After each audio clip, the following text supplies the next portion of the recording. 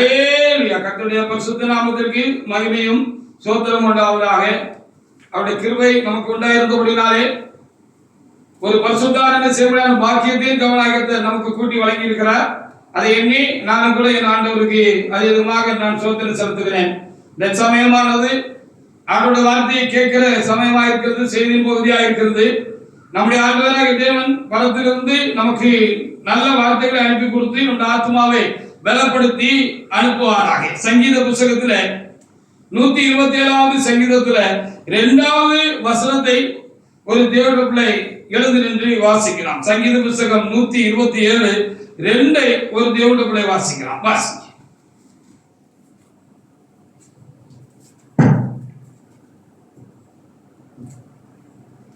நீங்கள் அதிகாலையில் எழுந்து 127:2 கர்த்தர் நகரத்தை காவலாகில் காவலாளர்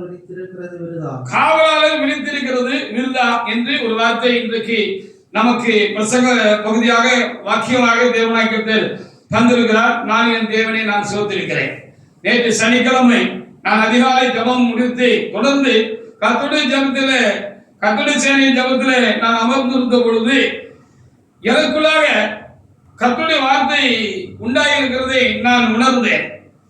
கர்த்தர் காவாராக காக்கிறவர்கள் பிரயாசம் விருதா என்று எனக்குள்ளாக ஒரு வார்த்தை உண்டாகிறதையும் அது எனக்குள்ளே பேசுகிறதையும் நான் உணரப்படுத்தது. அப்படி அதை என்னுடைய இந்த காரியத்தை வார்த்தை கர்த்தருடைய வார்த்தை பேசுகிற பொழுது அதை நான் இதயத்தில் இருத்தி வைத்து நான் ஆண்டவருக்கு ஸ்தோத்திரம் செலுத்தி அதை எண்ணி பார்த்து கொண்டிருந்தேன். இப்படி ஒரு நிலை அந்த காலை நேரத்தில் எனக்கு உண்டாயிருந்தது. தொடர்ந்து நேற்றைய நாளில் நான் சில பொருட்களை எனக்கு வாங்க வேண்டியது காரியமா இருந்த அப்படின்னால பகல் பொழுதுல நான் பைக்கை எடுத்துக்கொண்டு நான் மார்த்தாண்ட பகுதிக்கு சென்றேன். பஜாருக்கு கடந்து போனேன். அப்படி கடந்து போகிற பொழுது கொஞ்சம் சில்லறை காட்சிகள் எங்களிடத்துல கொஞ்சம் கொஞ்சமாக சேர்ந்து கொஞ்சம் இருந்தது. அது ஒரு நல்ல ஒரு லம்ப அமௌண்டாக அது இருந்தது.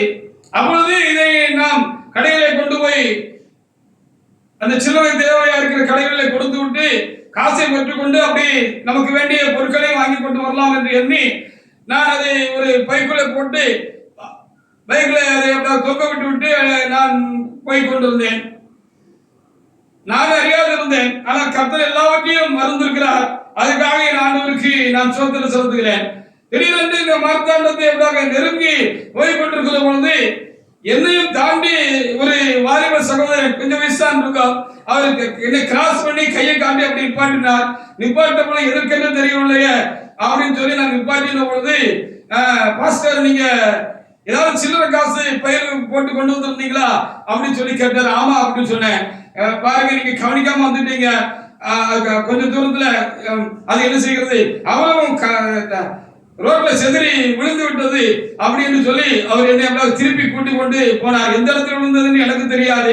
அவர் பின்னாலே வந்து கொண்டிருந்தபடினாலே அவர் அதை பார்த்தது மாத்திரமல்ல, கர்த்தர் அவருக்குள்ள ஒரு தயவை இந்த காரியத்திலே எனக்கு கட்டளையிட்ட அப்படின்னாலே அவர் மிகுந்த பிரயாசப்பட்டு என்னை ஓவர்டேக் பண்ணி கடந்து வந்து அதை சொன்ன பொழுது திருப்பி கொண்டு நான் அந்த இடத்துக்கு நான் கடந்து போன பொழுது எனக்கு டக்குன்னு பார்த்த உடனே ரோட்ல எங்க கிடக்குன்னு கூட அந்த அவசரத்துல தெரியல.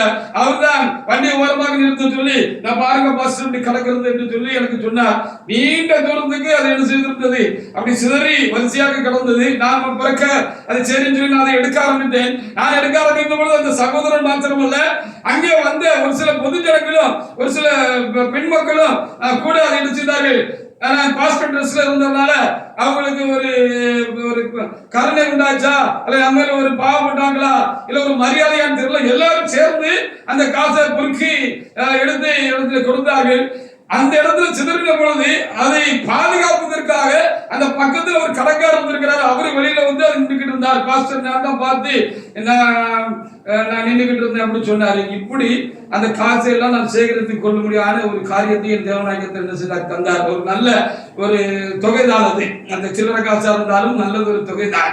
இன்றைய கால சூழ்நிலைகளில அந்த பொருள் அப்படியாக அந்த காசு கைவிட்டு போயிருக்கும் என்று சொன்னால் கொஞ்சம் சங்கடமாக தான் இருந்திருக்கும், ஒரு பாரமான ஒரு காரியமாகத்தான் இருந்திருக்கும். கர்த்தர் அந்த காசை எனக்கு பாதுகாத்து என்ன செய்தார், கொடுத்தார். அதுக்காக என் ஆண்டவருக்கு நான் ஸ்தோத்திரம் செலுத்துகிறேன். அதெல்லாம் எடுத்து கலெக்ட் பண்ணிட்டு அப்படி ஒரு இடத்துல போய் சரி நான் நினைச்சேன் ஏதாவது ஒரு சில கொஞ்சமாவது ஒரு 10, 50 ரூபாய் 100 ரூபாய் ஆகும் அதுல குறைஞ்சிருக்கும் அப்படின்னு சொல்லி அந்த காரியங்களை நான் அப்படியாக கணக்கிட்டு பார்த்த பொழுது 1 ரூபாய் கூட குறையவில்லை. அது அப்படியே எனக்கு கர்த்தர் பாதுகாத்து தந்தார். இப்படி ஒரு சம்பவம் இன்றைக்கு நடக்க போகிறது என்று சொல்லி எனக்கு தெரியாது.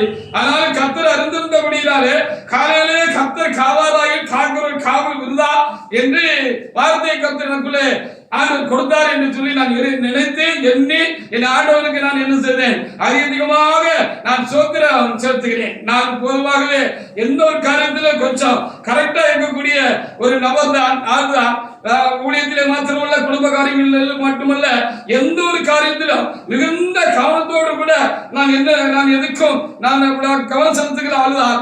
ஆனாலும் நம்முடைய கவனத்துக்கும் மீறி இப்படி எத்தனையோ சம்பவங்கள் நம்முடைய வாழ்க்கையிலே நடக்கிற பொழுதெல்லாம் நாம் காக்கப்படுகிறோம் என்று சொல்லி பார்த்தால் அது தேவனுடைய காவல் தான் நம்மை காக்கிறது. தேவனுடைய பாதுகாவல் தான் நம்மை, நம்முடைய குடும்பங்களை, நம்முடைய பிள்ளைகளை, நம்மளுடைய கையின் பிரயாசங்களை, நம்முடைய போக்கு வரது எல்லாவற்றையும் ஆண்டவருடைய காவல் தான், அவருடைய பாதுகாவல் தான் காக்கிறது என்பதற்காக கர்த்தர் இந்த காரியங்களை கர்த்தர் தாமே நடப்பித்தது மாத்திரமல்ல, நினைவு கூர்ந்து ஆண்டவருக்கு நன்றி செலுத்தும்படியாக தேவனாய் கர்த்தர் கிருபை பாராட்டினார். அந்த அன்பை எண்ணி என் ஆண்டவருக்கு நான் ஸ்தோத்திரம் செலுத்துகிறேன். இந்த சில்லறை விஷயத்திலே மாத்திரமல்ல, எல்லா காரியத்திலும் கர்த்தர் நம்மை கவனித்துக் கொண்டிருக்கிறார், நம்மை கவனிக்கிறார், நம்முடைய ஒவ்வொரு காரியத்தையும் கவனிக்கிறார்.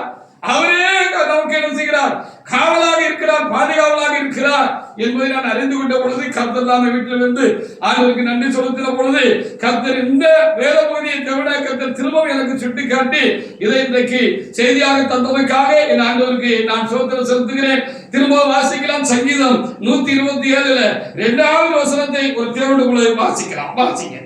கர்த்தர் நகரத்தை காவாராகில், கர்த்தர் நகரத்தை காவாராகில், காவலாளர் வைத்திருக்கிறார். ஆமா, நம்ம ரொம்ப கவனமா தான் இருக்கிறோம், நம்முடைய காரியங்கள்ல ரொம்ப பொறுப்பா தான் இருக்கிறோம். ஆனாலும் நம்மளையும் அறியாமல் மீறி எதிர்பாராமல் சில காரியங்கள் நம்முடைய வாழ்க்கையில சம்பவிக்கிற பொழுது நாம் காக்கப்படுகிறது தேவனுடைய பெரிய கிருபையாக இருக்கிறது. தேவன் மாத்திரம் அந்தந்த சந்தர்ப்பங்களில் நம்மை, நம்முடைய குடும்பங்களை, பிள்ளைகளை தேவனாய் கர்த்தர் காக்காது இருப்பார் என்று சொன்னால், நம்முடைய கையின் பிரயாசங்களை கர்த்தர் தாமே காக்காது இருப்பார் என்று சொன்னால், அதில் ஆசீர்வதிக்கப்படும்படியாக தேவனாய் கர்த்தர் அருள் பாராட்டாமல் இருந்திருப்பார் என்று சொன்னால், நம்முடைய போக்கை வரத்தை கர்த்தர் ஆசீர்வதிக்காமல் இருந்திருப்பார் என்று சொன்னால், நாமும் அப்படியாக கர்த்தருடைய காவல் நமக்கு இல்லாமல் இருந்திருக்குமானால் நாமும் பெரிய ஒரு நஷ்ட கஷ்டங்களுக்கு, இழப்புகளுக்கு, நாம் துக்கங்களுக்கு ஆளாயிருந்திருப்போம் என்பதை நாம் அறிந்து அந்த நல்ல ஒரு ஆசீர்வாதம் தேவனுடைய பிள்ளைகளாகிய உங்களுக்கும் எங்களுக்கும் கிடைத்திருக்கிறவங்களுக்காக ஆண்டவரே நான் அதிகமாக சொல்லிருக்கிறேன். பாருங்க, நம்ம ஊருக்குள்ள போறோம், பைக்குள்ள போறோம், கார்ல போறோம், விமானங்கள்ல போறோம், எப்படி பலவிதமான காரியங்கள்ல நாம் போகிறோம். ஆனால் இன்றைக்கு நாம் செய்தித்தாள்களை புரட்டினாலும் சரி, அதை நம்முடைய செல்லுகள்ல நாம் சோசியல் மீடியாக்கள்ல பார்த்தாலும் சரி, டிவிக்கள்ல பார்த்தாலும் சரி, எத்தனையோ விபத்துகள் கண்ணை மூடி முடிக்கிறதுக்குள்ள உண்டாகிறது. அன்னைக்கு கூட நான் ஒரு காரியத்தை பார்த்தேன். ஒரு சகோதரர் ரொம்ப ஓரமாகத்தான் அவர் தம்முடைய பைக்கிலே போகிறார். திடீரென்று பார்க்கிற பொழுது எச்சால ஒரு 2 வாலிப பையன்கள் என்ன செய்யறார்கள், கடும் ஸ்பீடுல அந்த டேனிங்கான வீடம் அதில் திரும்பி வருகிற பொழுது முறையா போன இந்த ஆளுமலை விட்டு அந்த ஸ்பாட்லேயே அந்த மனிதன் இறந்து போகிறது. மதுரை இந்த வந்த வாலிப சகோதரர் ஒருவர் கீழே வந்து அப்படியே மறித்து போற காரியங்களை பார்க்கிறோம். எத்தனையோ விபத்துகள் இந்த உலகத்தில் நடக்கிறது. நம்ம சரியா தான் போறோம், நம்ம சைட்ல தான் போறோம், ரொம்ப பாதுகாப்பா கவனமா நிதானமாகத்தான் நாம் போகிறோம். ஆனாலும் அதனால் நாம் என்ன செய்யப்படவில்லை, நாம் காக்கப்படவில்லை. கர்த்தர் நமக்கு காவலாக இருந்து முன்னும் பின்னும் தேவனாய் கர்த்தர் நமக்கு காவலா இருந்து என்ன செய்கிறார், நம்மை பாதுகாக்கிறார் என்பதுதான் காரியமாக இருக்கிறது. அதற்காக என் ஆண்டவருக்கு நான் ஸ்தோத்திரம் செலுத்துகிறேன். அப்படினால தேவனுடைய பிள்ளைகளே, தேவனுடைய பிள்ளைகளாக, தேவனுடைய மனிதர்களாக, ஊழியக்காரர்களாக இருக்கிற குடும்பங்களாக இருக்கிற நமக்கு கர்த்தருடைய பாதுகாப்பு உண்டாயிருக்கிறது என்பதற்காக நாம் எப்பொழுதும் ஆண்டவருக்கு என்ன செய்யணும், அதிகமாக நாம் ஸ்தோத்திரம் செலுத்த வேண்டாம். அது எவ்வளவு பெரிய காரியம் என்று சொல்லி நாம் எண்ணி பார்க்க வேண்டியது இருக்கிறது. ஒரு சின்ன சம்பவத்தை நேற்று நாளில் தேவனாய் கர்த்தர் நடப்பித்து, அதை மாத்திரமல்ல, இதுவரைக்கும் நான் என்னுடைய தாய் கர்ப்பத்திலிருந்து உற்பத்தியாகி நான் பிறப்பிக்கப்பட்டு நான் கலந்து வந்து குடும்பமாகி நான் நம்முடைய ஊழியத்துக்கு கலந்து வந்து இந்த நாள் வரைக்கும் நடந்த ஒவ்வொரு சம்பவங்களையும் நான் அப்படியாக பின்னோக்கி பார்த்து எனக்குள்ளாக நான் அசை போட்டு பார்த்த பொழுது அது எவ்வளவு பெரிய காரியம். அது கர்த்தர் தான் நம்மை நம்முடைய குடும்பங்கள் பிள்ளைகள் எல்லாவற்றையும் கர்த்தர் காத்திருக்கிறார் என்பதை நான் நம்முடைய எண்ணி ஆண்டவருக்கு நான் நன்றி செலுத்துகிறேன். நம்முடைய கையில் பிரயாசமா இருக்கட்டும், கர்த்தர் ஆசீர்வதித்து பாதுகாக்க விட்டால் நாம் பிரயாசப்பட்டும் பிரயோஜனம் இல்லாமல் போய்விடும் என்று சொல்லி அதே 127 சங்கத்தில் 3வது வசனத்தில் கூட தேவனாய் கர்த்தர் எழுதி வைத்திருக்கிறார். அப்படின்னா இப்படி ஒரு மேன்மை, இப்படி ஒரு ஆசீர்வாதம் நமக்கு உண்டாயிருக்கிறது. கர்த்தருடைய காவல், தேவனுடைய பாதுகாவல் நமக்கு இருக்கிறது என்று நாம் எண்ணி ஆண்டவரை நாம் துதிப்போமாக. 127:3 வாசிக்க.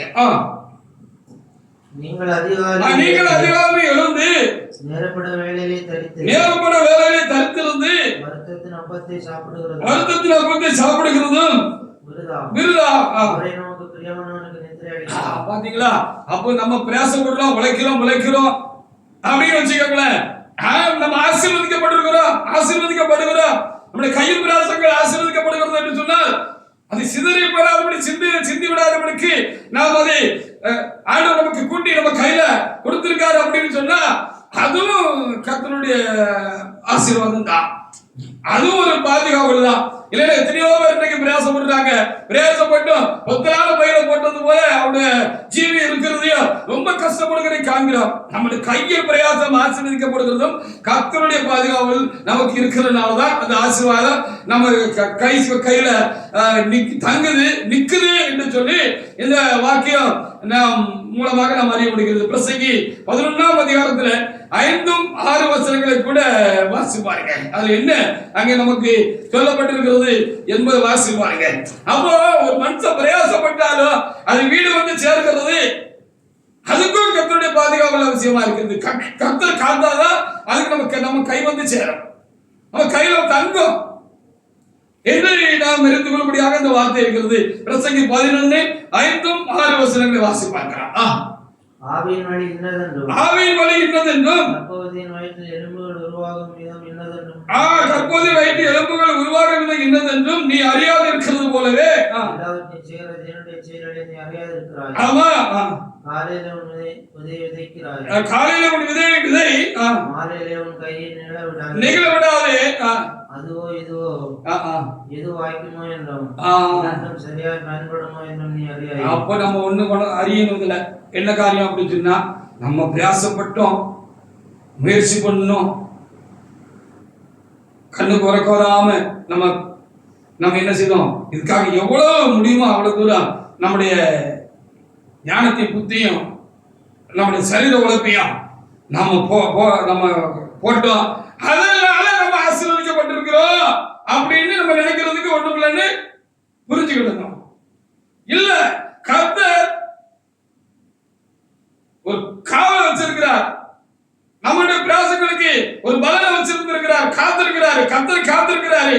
அதனால கர்த்தர் ஆசீர்வதிச்சதுனால அது என்ன செஞ்சுட்டு ஆசீர்வாதம் ஆயிட்டு. நம்ம எவ்வளவுதான் பிரயாசப்பட்டாலும் அதுல இருந்து ஒரு லாபம், ஒரு ஆசீர்வாதம் நமக்கு எந்த ஒரு காரியத்துல கிடைக்கணும் அப்படின்னு சொன்னா அதுக்கு கர்த்தருடைய துணை தேவை, அவருடைய காரியம் தேவை அப்படின்னு சொல்லி இந்த 6ஆம் வசனத்துல பார்க்கலாம். என்ன நடக்கணும் யாருக்கும் தெரியாது. அப்போ காலையில் விதை நீ செய்ய வேண்டியதை செய்ய, சாயங்காலம் ஆயிட்டுனா என்ன செய்ய, ஆண்டவரே இப்படிலாம் செய்தேன்னு எல்லா காரியத்தையும் ஆண்டவர்கிட்ட விழாவாரியா ஒப்புச்சு, தேவனே நான் நட்டு இருந்தாலும் அப்பெல்லாம் நீர் பாய்ச்சினாலும் அதனுடைய பலனை தருகிறது, விளைய செய்கிறது நீங்கள் அப்பா அப்படின்னு சொல்லி என்ன செய்யணுமா, கர்த்தரத்துல வேண்டிக் கொள்ளணும்னு இங்க எழுதப்பட்டிருக்கிறது. ஹல்லேலூயா, ஹல்லேலூயா. அப்ப பாருங்க, கர்த்தர் நகரத்தை காவாராயில் என்று சொல்லப்பட்டிருக்கிறது. சாட்டா எனக்குள்ள கர்த்தர் கொடுத்த அந்த வசனத்தின்படி பார்க்கிற பொழுது கர்த்தர் காவாவிட்டால் காக்கிறவர்களை காவல் விருதா, நம்முடைய பிரயாசமும் விருதா அப்படின்னு சொல்லி இங்க ரொம்ப தெளிவாக எழுதப்பட்டிருக்கிறது. சங்கீதம் 16:5 வாசிங்க. நம்முடைய குடும்பத்தில் இருக்கிற பிள்ளைகளை முதற்கொண்டு நம்முடைய எல்லா சுதந்திரங்களையும் அவர் காக்கலன்னா கஷ்டம்தான். அது நம்ம இன்னைக்கு உலகத்துல நம்ம என்ன செய்யறோம் பார்க்கிறோம். சங்கீதம் 16:5 ஒரு தேவனுக்குள்ள எடுத்து வாசிக்கலாம். சங்கீதம் 16:5 கர்த்தரின் சுதந்திரமும் கர்த்தரின் சுதந்திரமும் என் பாத்திரத்தின் பங்குமானவராக இருக்கிறார். என் சுதந்திரத்தை தேவரீர் என் காப்பாற்றுகிறீர். கர்த்தரின் கனி கற்பத்தின் கனி கர்த்தரால் வந்த சுதந்திரம் அப்படின்னு சொல்லப்பட்டிருக்கிறது. அப்போ நம்முடைய பிள்ளைகளும் பாதுகாக்கப்படுகிறது. கர்த்தருடைய பாதுகாவல் இருந்தாதான் அவர்களை நம்ம என்ன செய்ய முடியும், பாதுகாத்துக் கொள்ள. ஜீவனோடு கூட மாத்திரமல்ல, தீர்க்க ஆயுசோடு கூட மாத்திரமல்ல, அவரை எல்லா வகையிலும் காத்துக் கொள்கிறது கர்த்தருடைய கர்த்தர் தான் இந்த காலத்தில் இருக்கிறது. பாருங்க, இன்னைக்கு அநேக பரிசுத்தவான்கள் தேவனாய் கர்த்தருக்கு ஊழியம் செய்கிறார்கள், தேவனுடைய பிள்ளைகள் ஊழியம் செய்கிறார்கள் என்று சொல்லி வைத்துக் கொள்வோம். அவருடைய பிள்ளைகள் எல்லாம் கர்த்தருக்குள் நிலைச்சிருக்காதபடிக்கு கடம்பரண்டு வேறு விதமான உலக காரியங்களில் போய் சிக்கிக் கொள்கிறது நாம் இன்றைக்கு பல இடங்களிலே நாம் பார்க்க முடிகிறது. அப்படி இருக்கிற பொழுது நம்முடைய பிள்ளைகள் எல்லா காலங்களில் கர்த்தருக்குள் நிலைத்திருக்கிறார்கள். அவருடைய வாழ்க்கையில தடுமாற்றங்கள் உண்டாகாதபடி, ஒருவேளை அவர்களுக்கு அப்படிப்பட்ட தடுமாற்றங்கள் தடபொருள்களான சூழ்நிலைகள் உண்டாயிருந்தாலும் ஆண்டவர் கண்காணித்து அவர்களை பிடிச்சு நிறுத்தி இருக்கிறாரு அப்படிங்கிறது தான் காரியமா இருக்கிறது. அதனால அவங்க காக்கப்பட்டாங்க. அது தீமைக்குள்ள சிக்கிக் கொள்ளாதபடிக்கு கர்த்தருடைய காவல் நமக்கு மேல மாத்திரமல்ல நம்முடைய பிள்ளைகள் மேலே உண்டாயிருந்ததுனால அவர்கள் காக்கப்பட்டிருந்தார்கள் என்பதை நாம் எண்ணி ஆண்டவருக்கு என்ன செய்யணும், இந்த வேலைகளில் நாம் அதிகமாக நாம் என்ன செய்யணும், சுதந்திரம் செலுத்த வேண்டியது, நன்றி செலுத்த வேண்டியவர்களாக நாம் இருக்கிறோம். சங்கீதம் 121:8 கூட வாசிங்க. நான் சொன்ன மாதிரி போக்கிய வரத்தையும் அவர் தான் ஆசீர்வதிக்கிறார். நம்ம போறோம், நம்ம வாரோம், எல்லாத்தையும் கர்த்தர் தான் காக்கிறாரு. அவர் காக்கிறதுனால அது நமக்கு ஆசீர்வாதமாக இருக்கிறது என்று அங்க எழுதப்பட்டிருக்கு. சங்கீதம் 121:8 கூட தேவனுடைய வாசிக்கலாம். வாசிக்கலாம். கர்த்தர் போக்கையும் வரத்தையும் இது முதற்கொண்டு என்றென்றைக்கும் ஆசீர்வதிக்கிறார் என்று அங்கே நமக்கு எழுதி கொடுக்கப்பட்டிருக்கிறது. உண்மைதானே? நாம் ஏற்கனவே சொன்னது போல அது உண்மையாக இருக்கிறது. நம்ம போறோம் வாரோம், கர்த்தர் நம்ம பாதுகாக்கலைன்னா நம்ம எவ்வளவு புத்தியா போயிட்டு புத்தியா வந்தாலும் அது கஷ்டம் என்று சொல்லி பார்க்கிறோம். மறுபடியும் கர்த்தருடைய பாதுகாப்பு ஒவ்வொரு தேவனுடைய பிள்ளைகளுக்கும், உங்களுக்கு எனக்கும் எப்பொழுதும் நமக்கு வேண்டியதா இருக்கிறது. அந்த பாதுகாப்பு, கர்த்தருடைய பாதுகாப்பு, அந்த காவல் நமக்கு ரொம்ப வேணும் அப்படின்னு சொல்லி அறிந்து நாம் ஆண்டவரை எப்போதும் துதிக்கிறோம் என்று நான் பார்க்கிறேன். வாசிக்கலாம். உபாகம புத்தகத்தில் 28 3 முதல் 6 வரைக்குள்ள வசனங்களை கூட வாசி பாருங்க. நான் சொன்னது போல நம்ம பிரயாசப்பட்டாலும் கர்த்தர் தான் ஆசீர்வதிக்கிறார். நம்முடைய காரியங்களை கர்த்தர் தான் ஆசீர்வதிக்கிறார். வாசி. உபாகமம் 28 3 முதல் சில வசனங்களை வாசி.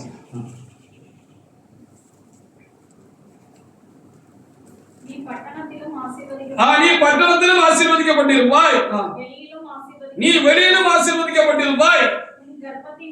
உன் கர்ப்பத்தின் கனியும் நிலத்தின் கனியும் உன் மாடுகளின் பெருக்கமும் ஆமா அவர்களின் மத்தியமாகிய ஆமா ஆமா உன் கூடையும் ஆமா நீ வருகையிலும் ஆசீர்வதிக்கப்பட்டிருப்பாய், நீ போகையிலும் ஆசீர்வதிக்கப்பட்டிருப்பாய். பாத்தீங்களா? அப்போ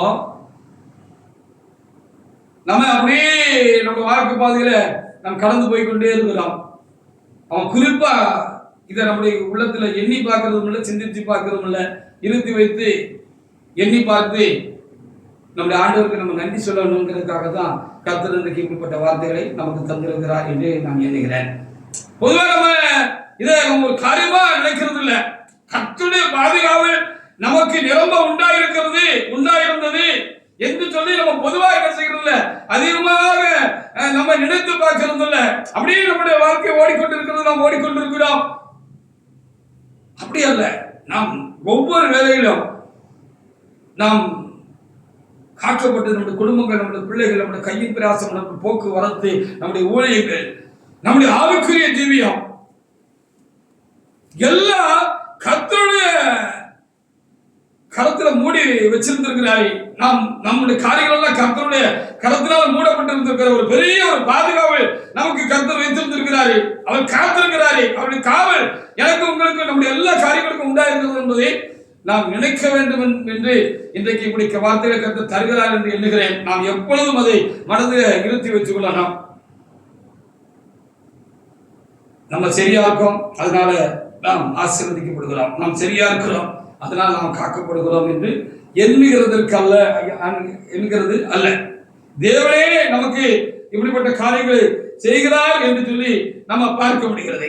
யாரும் நமக்கு தீங்கு செய்ய முடியல, சாத்தான நமக்கு தீங்கு செய்ய முடியல, மனிதர்கள் நமக்கு தீங்கு செய்ய முடியல அப்படின்னு சொன்னா அதுக்கும் ஆண்டவர் தான் காரணம். கர்த்தர் என்ன செய்கிறார், நமக்கு முன்னால பின்னாலையும் காவலா இருக்கிற சுற்றி காவலா இருக்கிற அது நமக்கு பலிக்க மாட்டேங்குது என்று சொல்லி நாம் என்ன வேண்டியதா இருக்கிற வாசிக்கலாம்.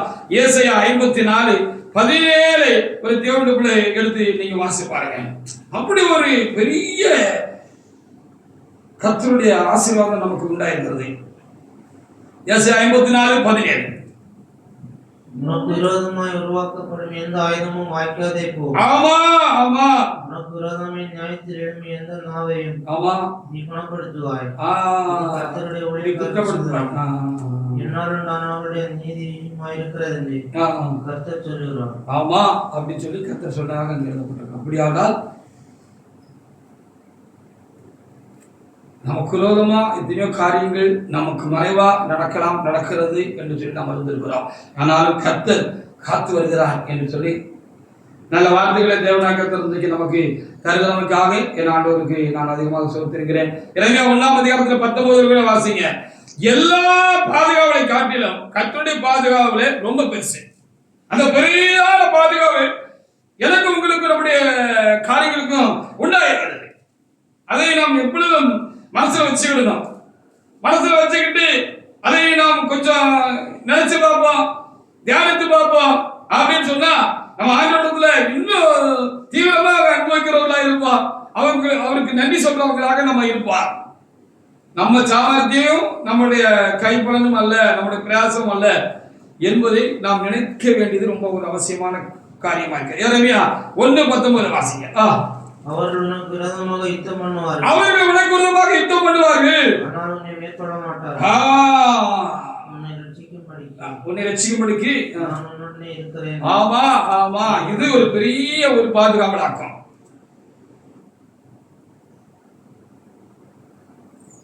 அப்படின்னு சொல்லி பாருங்க. அப்ப எப்ப பார்த்தா எல்லா பாதுகாப்பை காட்டிலும் எந்த ஒரு காரியத்திலும் கர்த்தருடைய பாதுகாப்பு நமக்கு இருக்குன்னா அதுதான் பெரிய சிறந்த ஒரு பாதுகாப்பா இருக்கிறது. ராஜீவ்காந்தின்னு ஒரு நல்ல ஒரு அரசியல்வாதி இருந்தார் என்று சொல்லி நாம் இருந்திருக்கிறோம்.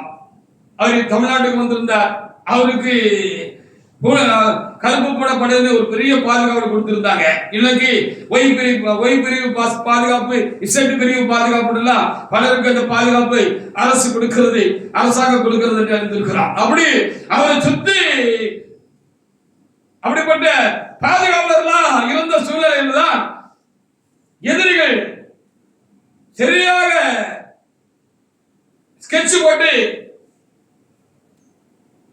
அவருக்கு மாலை போடுற மாதிரி ஒரு பெண்ணை செட்டப் பண்ணி என்ன செஞ்சுட்டாங்க, அவருக்கு மாலை போடுகிற பொழுது அந்த மாலைக்குள்ள குண்டு வச்சிருந்திருக்கிறாங்க, கண்ணி வெடி வச்சிருக்காங்க, வெடி வச்சிருக்கிறாங்க. அந்த தூரத்துல இருந்து ஒரு ஆள் என்ன செஞ்சுட்டாரு, அதை ரிமோட் மூலமா அதை ஆபரேட் பண்ண பொழுது அப்படியே விடுத்து அவர் முகம் கூட பார்க்க முடியாத அளவுக்கு அவர் ட்ரெஸ்ஸை வச்சுதான் என்ன செஞ்சாங்க, இவர் தான் ராஜீவ்காந்தி அப்படின்னு சொல்லி கண்டுபிடிச்சாங்க அப்படின்னு சொல்லி பார்க்கிறாங்க. அப்ப அவ்வளவு பெரிய பாதுகாப்பு இருந்து காக்க முடியாம போச்சு தானே.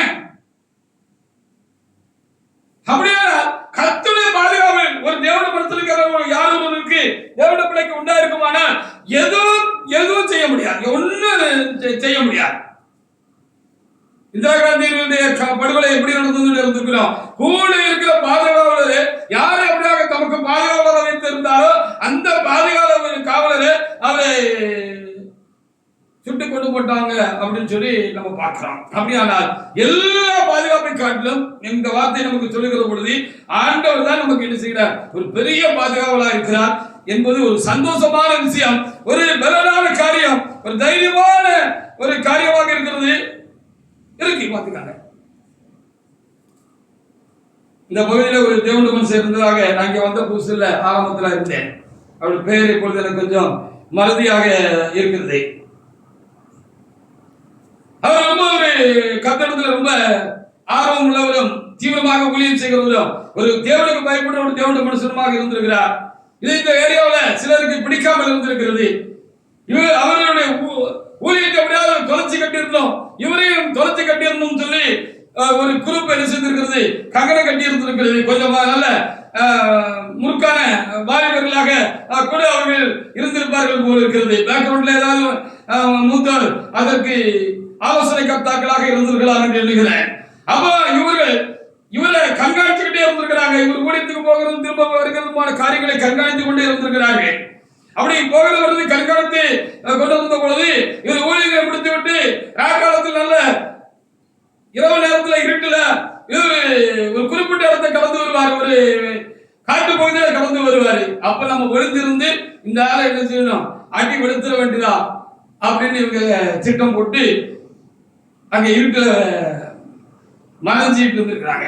இவரு எப்பவும் போல ஊழியத்தை முடிச்சுட்டு இவரு கத்திர பாடிக்கிட்டே வந்திருப்பார் போல இருக்கு. அப்படி பாடிக்கிட்டு வரும்பொழுது திடீரென்று ஒரு 7-8 பேர் 10 பேர் என்ன செஞ்சுட்டாங்க, சுத்திட்டாங்க. கையில பயங்கரமான ஆயுதங்கள் இருக்கு, கட்டை நல்ல தடிகள் எல்லாம் வச்சிருக்கிறாங்க, நல்ல கட்டைகள் எல்லாம் வச்சிருக்கிறாங்க.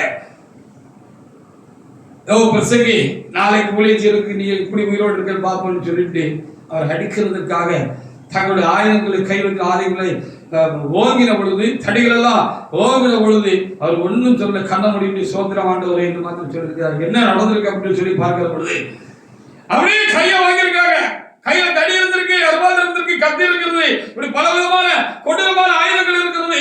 எல்லாவற்றையும் காட்டிலும் உள்ளத்துக்குள்ள அந்த தேவனுடைய பிரச்சனை தொலைச்சி கட்டிவிட வேண்டும் என்கிறான பயங்கரமான ஆச்சரியம் வெறியும் அவர்களுக்குள்ள இருந்திருக்கிறது. அப்படி கையை ஓங்கின பொழுது அவர் கண்ண பண்ணிட்டு சோத்திராண்டவரேன்னு சொல்லும் பொழுது ஓங்கின கையை அப்படி நின்றுட்டு அது கீழே இறங்கல அப்படின்னு சொல்லி சொன்னாங்க.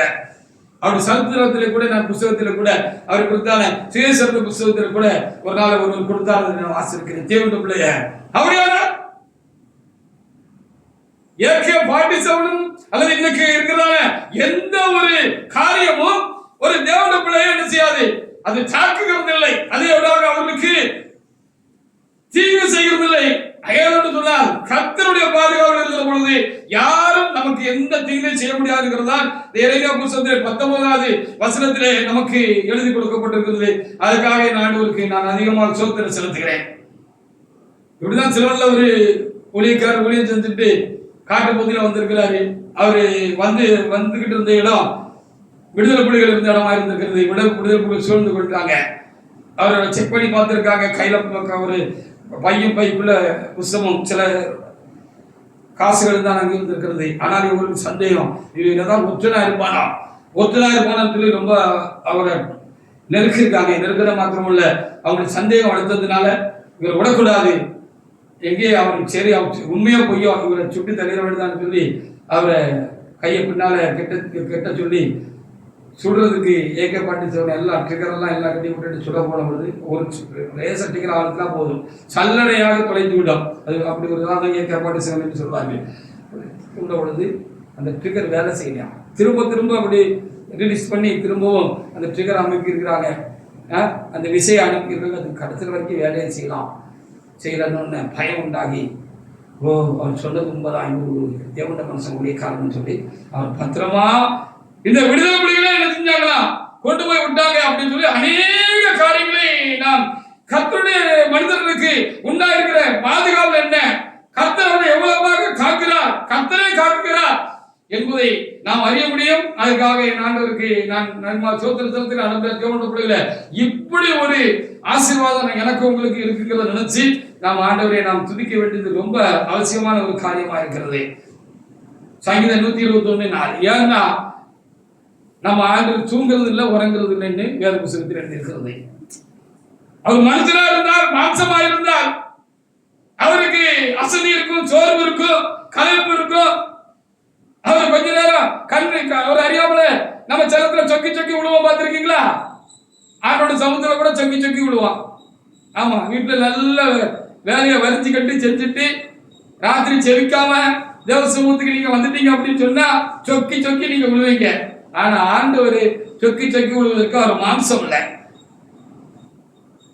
தேவன் ஆவியாக இருக்கிறார் என்று சொல்லி வேதம் சொல்லுகிறது. அவர் எங்கு நீக்கமர நிறைந்திருக்கிறார் என்று சொல்லி நாம் அறிந்திருக்கிறோம்.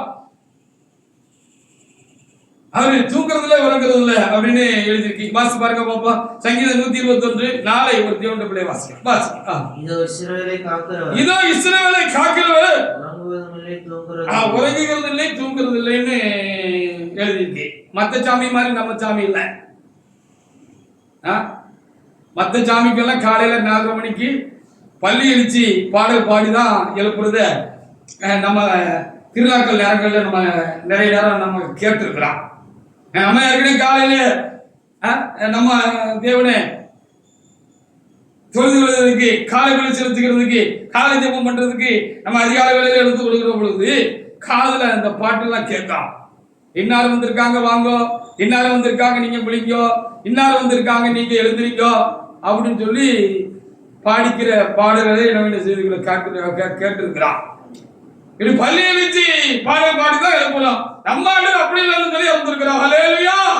ஆண்டவரினால் ஆண்டவருக்கு நாம் அதிகமாக நான் ஸ்தோத்திரம் செலுத்தணும். எலியா கூட அப்படிதான் சொன்னார்னு எழுதிருக்கு பாருங்க. 1 ராஜாக்கள் 18ஆம் அதிகாரத்துல 26 27 வசனங்களே நீங்க வாசி பாருங்க. அங்க பாகாலுடைய தீர்க்கதரிசிகளும் அங்க தேவனுடைய மனுஷனாக எலியாவும் அங்கே இருந்தார்கள் என்றும், பாகாலுடைய தீர்க்கதரிசிகள் அவருடைய தெய்வத்துக்கு பலி செலுத்தி அவர்கள் சன்னதம் கூறினார்கள் என்றும், அப்பொழுது எலியா இப்படி சொல்லி பரியாசம் பண்ணாருன்னு சொல்லி எழுதப்பட்டிருக்கு. 1 ராஜாக்கள் 18ஆம் அதிகாரத்துல 26 27 வசனங்களை வாசிப்பாங்க. தேவனுடைய பிள்ளையே, நாம் எவ்வளவு பெரிய பாக்கியசாலிகளா இருக்கிறோம். கர்த்தர் நம்மை காக்கிறார், நம்முடைய காரியங்கள் எல்லாம் காக்கிறார். அவருக்கு நமக்கு காவலாக இருக்கிற பொழுது எந்த ஒரு தீங்கு நமக்கு அணுகுவதில்லை. எதுவும் நம்மை ஒன்றும் செய்ய முடியாது. கர்த்தருடைய அனுமதி இல்லாமல் ஒன்று நடக்காது. வாசிங்க 1 ராஜாக்கள் புத்தகத்துல 18ஆம் அதிகாரத்துல 26 27 வசனங்களை கூட வாசிப்பாங்க. அப்படின்னா வாசிங்க. தங்களுக்கு கொடுக்கப்பட்ட காளை அவர்கள் வணங்கி, தங்களுக்கு கொடுக்கப்பட்ட காளை அவர்கள் வாங்கி அதை ஆயத்தம் பண்ணி பாகாலே எங்களுக்கு உத்தரவு என்று காலை தொடங்கி மத்தியானம் மட்டும் பாகாலை நாமத்தை சொல்லி கூப்பிட்டார்கள். ஒரு சத்தமும் கேட்கல, மறு உத்தரவு கொடுக்கவும் இல்லை. ஆமா ஆமா. அப்ப எலியா இப்படி சிரிச்சாரு அப்படின்னு அவரை பார்த்து சொன்னாருன்னு இங்க எப்படி எழுதியிருக்கு. வாசிங்க.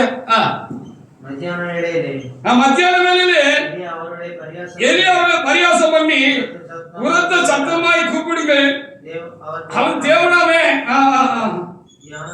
ஒருவேளை அவன் தியானத்தில் இருப்பார், இங்க கூப்பிடுறது காதுல கேட்காது இருந்திருக்குமாக்கும். எல்லாரும் வேலையில இருந்திருப்பாருப்பா, அதனால கவனிக்காம இருந்திருப்பானாக்கும். எங்கேயாவது போயிருப்பானப்பா, இல்ல தூங்கினாலும் தூங்குவான்பா. இது இப்படி கிண்டல் பண்ணாரு அப்படின்னு இங்க எழுதப்பட்டிருக்கிற தேவனுடைய பிள்ளைகளை, நாம் அப்படிப்பட்ட தேவங்களுக்கு ஆராதனை செய்யவில்லை. நமக்கு ஒரு பெரிய ஆசீர்வாதம் நம்முடைய தேவனுடைய பாதுகாவல் நமக்கு இருக்கிறது தான் அப்படின்னு நம்ம எண்ணி பார்க்க வேண்டியது அவசியமா இருந்தது. கொடைக்கானலில் நமக்கு ஒரு சபை இருக்கிறது. ஆதிய பரிசுத்தவான்கள் சொல்ல நான் கேட்டிருக்கிறேன். இந்த கொடைக்கானலில் மலைக்கு மேலே நல்ல இடம், எனக்கு பேர்படுது மனசுல வரல, அது மேலே இருக்கிறது. அப்போ அந்த நேரங்களில் ஒத்தடி பார்த்ததா நடந்துதான் போனோம். ஏத்தமான பகுதியா இருக்கும். அங்க எந்த வாகனங்களும் போக முடியாது. சரியான பாத வசதிகள்லாம் கிடையாது. ஒத்தடி பாதைதான், ஒரே பாதைதான், சின்ன பாதையா இருக்கும். ஒரு ஆள் போகணும், ஒரு ஆள் சைடு விட்டு கவனமா தான் இறங்கலாம். அப்படிப்பட்ட ஒரு பாதையாக இருந்திருக்கிறது. அப்படி பாதையில ஒரு தேவனுடைய பிள்ளை, நம்ம சபையை சார்ந்த ஒரு விசுவாசி அந்த ஒத்தடி பாதையில ஆண்டவரை தூத்திக்கிட்டு அவரு போய்கிட்டே இருந்திருக்கிறாரு. அப்போ அந்த ஒத்தடி பாதையில ஒரு யானை எய்த்தால வந்துட்டு எங்கேயும் ஒதுங்க முடியாது. இங்கிட்டு பெரிய கெடுபள்ளம், அங்கிட்டு கெடுபள்ளம்.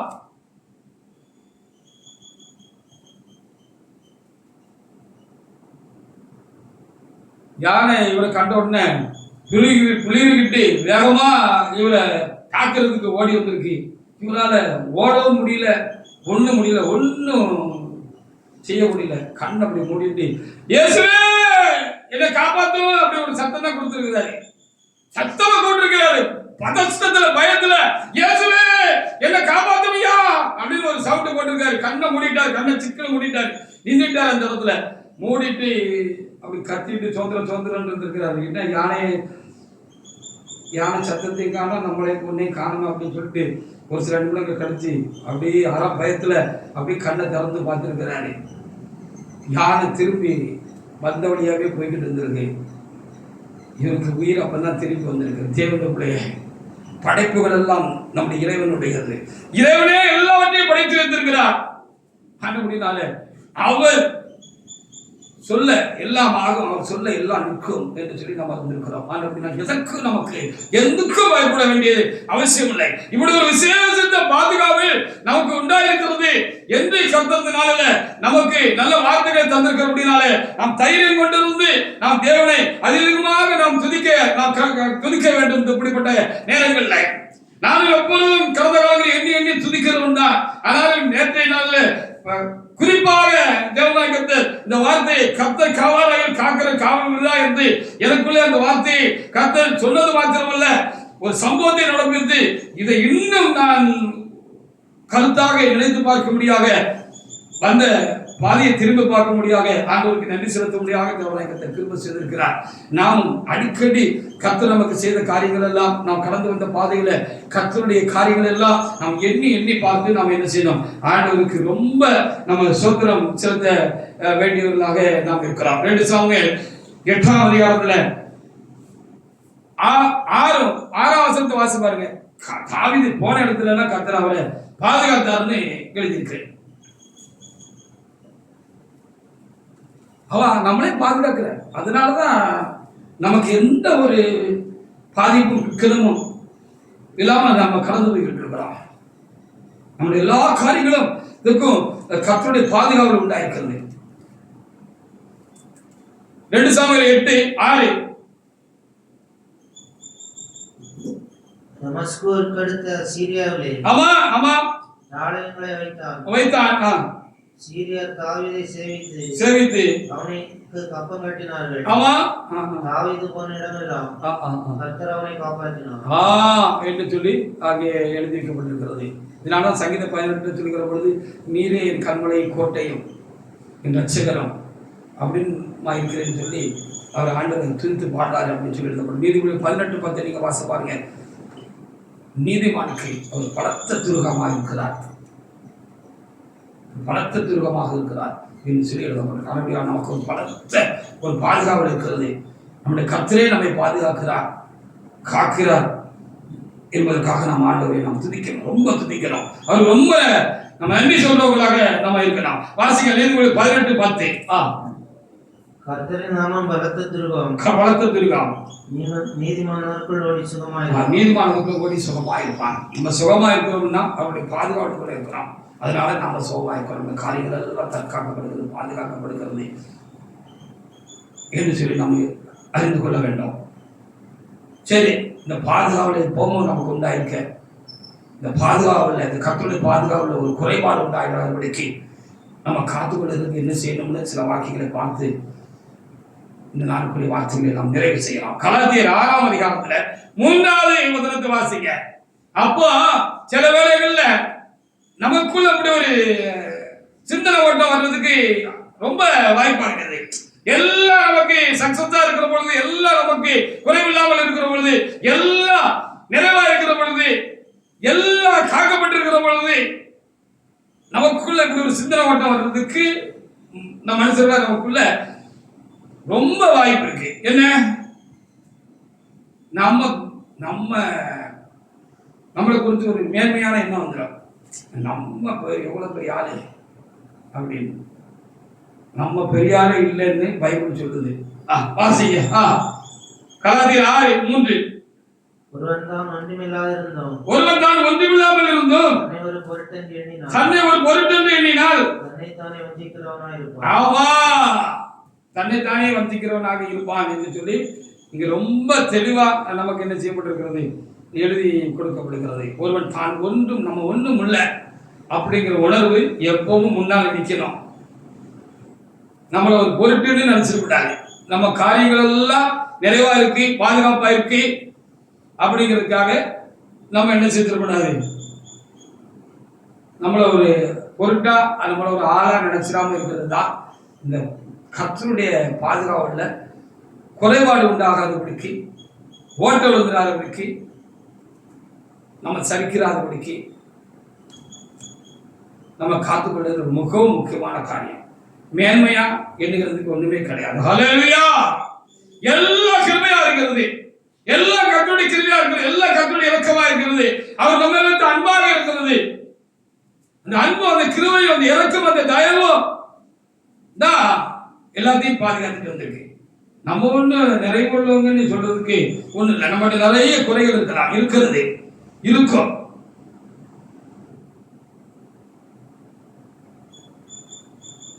நீதிமொழிகள் 16 வாசிங்க. அப்போ ஒரு மனமேட்டிமையான உணர்வுக்கு நம்ம எப்போ இடம் கொடுத்துட்டோம்னா, இடம் கொடுக்காம நம்ம காத்து கொடுக்கறதா இந்த பாதுகாவல் எப்போ நமக்கு உண்டாயிருப்பதற்கு காரியமா இருக்கிறது. நம்ம பெருசா நினைச்சிட்டோம், நம்மள பெருசா நினைச்சிட்டோம், எல்லாம் நம்ம பிரயாசத்துல பலத்தினால வந்துச்சுன்னு ஒரு சின்ன காரியத்தை சாத்தா நமக்குள்ள கொண்டு வந்துட்டான்னு வச்சுக்கோங்களேன், அதுக்கு நம்மள தலையாட்டிட்டோம்னு வச்சுக்கோங்களேன், அந்த பாதுகாப்பு கேள்விக்குறியாயிடும். நம்ம தான் அந்த பாதுகாப்பு, கர்த்தருடைய பாதுகாப்பு வளையத்தை, அந்த அக்கினி மதிலுமா இருக்குதானே அவருடைய பாதுகாப்பு வளையத்தை நம்ம தான் நம்மளுடைய உணர்வுகளால, சிந்தனைகளால, செயல்களால சில நேரத்துல உடைச்சிட முடியும்.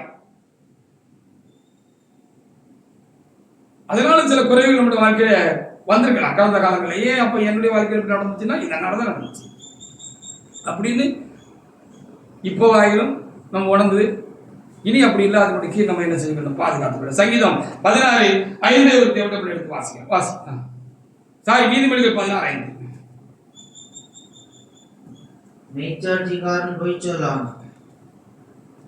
சங்கீதம் 16, நீதிமொழிகள் 16:5 தானா?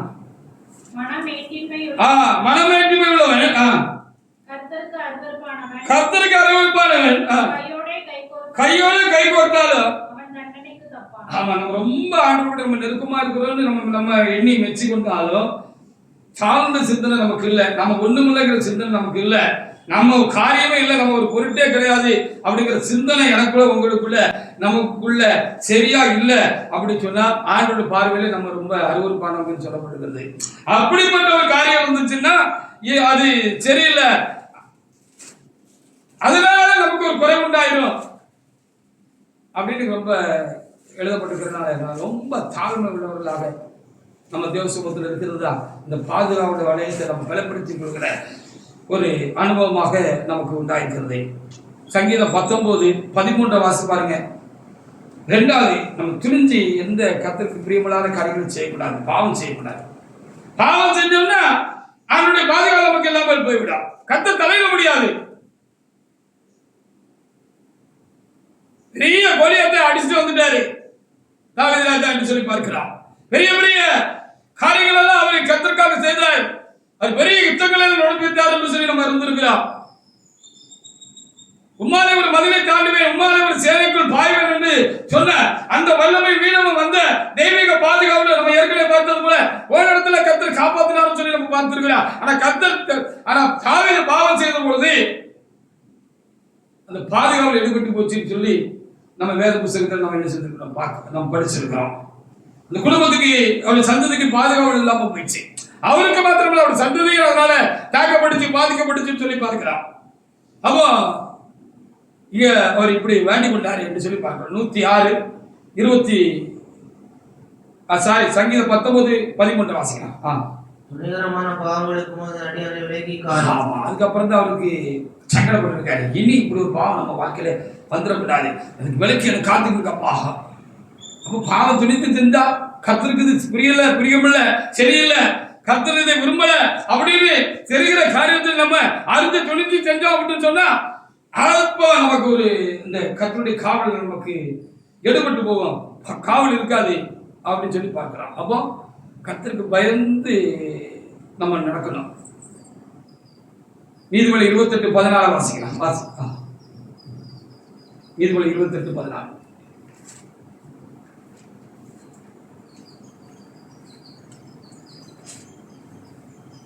எப்பொழுதும் பயந்திருக்கிறவன் பாக்கியவான். எப்பொழுதும் பயந்திருக்கிறவன் பாக்கியவான். தன் இருதயத்தை கடினப்படுத்துகிறவனோ தீங்கில் விழுவான். பாத்தீங்களா? அப்ப தீங்கு எப்போ வரும்? வராம இருக்குன்னா என்ன செய்யணும்? எப்பவும் பயந்துருக்கணும். சின்ன ஆளா இருக்கும்போது பயந்துருக்கணும். பெரிய ஆளா ஆயிட்டோம்னு நினைக்கவே கூடாது. அப்படி பெரிய ஆளா ஆயிட்டாலும் ஆண்டவருக்கு பயந்துருக்கணும். சங்கீதம் 106:23 வாசி பாருங்க. நம்முடைய பாதுகாப்பு நிமித்தம் ஓட்டைகள் உள்ளதான். பாதுகாப்புல கர்த்தருடைய பாதுகாப்புல இல்லை, நம்ம தான் காரணம் உண்டாகலாம். ஆனாலும் நமக்கு குறைவு வரல, நம்முடைய காரியங்கள் எல்லாம் இப்போ வரைக்கும் பாதுகாப்பாக இருக்குன்னு சொன்னா என்ன காரணம்? அதையும் இனி பார்க்கணும். வாசிக்க சங்கீதம் 106:23. அப்ப அன்னைக்கு தேவனுடைய ஜனங்கள் அநேக நேரம் பாதுகாக்கப்பட்டது தேவனுடைய மனிதர்களுடைய ஜபங்கள்னாலதான். திறப்புல இருந்து அவங்க ஜெபிச்சாங்க, கர்த்தரிடத்துல மன்றாடுனாங்க. தாயை போல கர்த்தருக்கு அந்த பாவம் செய்த ஜனங்களுக்கும் தேவனுக்கு இடையில அவங்க கையை விரிச்சுக்கிட்டு நின்னாங்க அப்படின்னு எழுதப்பட்டிருக்கிறது. வாசிங்க. ஆகையால் அவர்களை நான் நாசம் பண்ணுவேன் என்றார். ஆமா. அப்பொழுது அவரால் தெரிந்து கொள்ளப்பட்ட மோசே அவர் அழிக்காதபடிக்கு அவருடைய உத்தரத்தை ஆற்றிவிடும் பொருட்டு அவருக்கு முன்னால் திறப்பின் வாசலில் வேண்டாம் விட்டுருங்க அப்படின்னு தாய் நிற்கிற மாதிரி அவர் குறுக்க நின்னாருன்னு இங்க ரொம்ப தெளிவாக எழுதப்பட்டிருக்கிறது. அப்போ தேவண்ட மனிதர்கள் எடுத்த காரியம் நமக்காக திறப்பின் வாசல்ல நமக்காக விழுந்து கிடக்கிற தேவண்ட மனுஷன் காரியங்கள் எல்லாம் ரொம்ப நம்ம கவனமாக இருக்கணும். அவங்கள்ட்ட ஐக்கியமா, அன்பா, சிநேகமா, தாழ்மையா, பணிவா நம்ம அவர்களுக்குள்ள ரிலேஷன்ஷிப்பை சரியா வச்சுக்கணும்.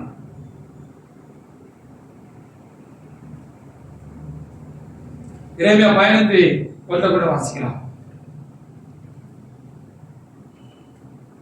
இறைமையா 15:1. அப்போ நம்முடைய செயல் நடக்க எப்பவும் தப்பாயிடக்கூடாது. ஆண்டவர் முன்பாகவும் சரி, தேவ சமூகத்திலும் சரி, தேவன மனுஷருக்கு முன்பாகவும் சரி, ரொம்ப சரியா நம்மளை வச்சுக்கிடணும், கவனமா நடந்துக்கிடணும். இது ரொம்ப அவசியமான ஒரு காரியமாக தெரிகிறது. வாசிக்க 15:1. கர்த்தரை நோக்கி மோசே சாமுவேலும் என் முகத்து முன்பாக நின்றாலும் இந்த ஜனங்கள் லட்சமாய் சாராது அவர்கள் என் முகத்தை விட்டு புறப்பட்டு போகும்படி. அப்ப நமக்காக உத்தரவாதிகளா இருந்து நமக்காக ஜெபம் பண்ணுகிற பரிசுத்தவான்களையும் தள்ளு அப்படின்னு சொல்ற மாதிரி நம்முடைய காரியங்கள் இருக்காதவர்களுக்கு நம்ம ரொம்ப கவனமாக இருந்து காத்துக்கொள்ளணும். அப்பொழுது நம்முடைய காரியங்கள் எல்லாம் எப்பொழுதும் காக்கப்படும். கர்த்தருடைய பாதுகாவல் என்று செய்திருக்கோம் நமக்கு உண்டாயிருக்கும் என்று சொல்லி நாம் இங்கே பார்க்க முடிகிறது. நம்ம பட்சத்தில் செய்ய வேண்டிய கடமையெல்லாம் நம்ம சரியா செஞ்சுட்டு பிரசங்கி 11:6 வாசிமா செய்துக்கிட்டு என்ன செய்யணும்? எல்லாவற்றிலும் தேவனுக்கு திரும்ப அதே வசனம். மாலையிலே உன் கையை நெகிழ விடாதே. அதுவோ இதுவோ எது வாய்க்குமோ என்றும் இரண்டும் சரியாய் பயன்படுமோ என்றும் நீ அறியாயே. ஆமா, நமக்கு புத்தி கொடுத்திருக்கிறாரு, நமக்கு அறிவு கொடுத்திருக்கிறாரு, நமக்கு ஞானம் கொடுத்திருக்க எல்லாம் கொடுத்திருக்கிறாரு. நம்ம எல்லாவற்றையும் புத்தியோட கவனமாக எல்லா காரியங்களையும் தேவனுக்கு பயப்பட பயத்தோடு நிதானத்தோடு இதையும் நம்ம செய்யணும். செஞ்சுட்டு இங்கே சொன்னது போல ஆண்டவர் சமூகத்தில் ஒப்புச்சு நாம் பயபக்தியாக இருக்கணும். இதுதான் கர்த்தருடைய பாதுகாவலை எப்பொழுதும் நாம் வச்சுக்கிறதுக்கு ஏதுவாக இருக்கும் என்று சொல்லி நாம் பார்க்க முடிகிறது. அப்படினாலே கர்த்தர் நகரத்தை காவலர்களாகி காவலர்கள் பிடித்திருக்கிறது தான் என்று எழுதப்பட்டிருக்கிறது போல எல்லா காரியத்திலும் நமக்கு உண்டாயிருக்கிற கர்த்தருடைய பாதுகாவலுக்காக கர்த்தருடைய காவலுக்காக நாம் கர்த்தரை நாம் சோத்திருப்போமாக, அதை காத்துக்கொள்வோமாக. கர்த்தர் இந்த வார்த்தைகளை ஆசீர்வதிப்பாராக. ஆமென்.